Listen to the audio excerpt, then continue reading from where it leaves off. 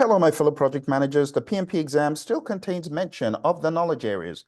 Here's a very quick mnemonic to help you. I saw 6 Cubans quietly rolling cigars, really puffing smoke.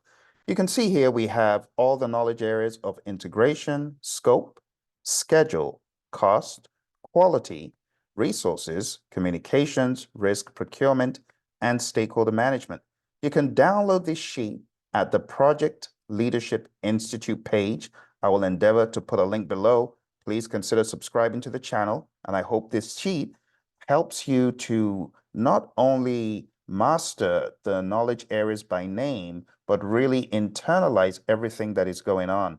I took great effort to put the details of every process, for the most part, as it happens within each knowledge area. So you can see integration. I have developing the project charter and the plan, directing and managing project work, and so on. I put it into language that is easy to absorb, but is still not exactly verbatim as it is in the 6th edition, but this will jog your memory and help you have a robust understanding of project management.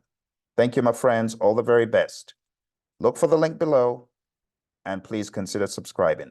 Bye for now.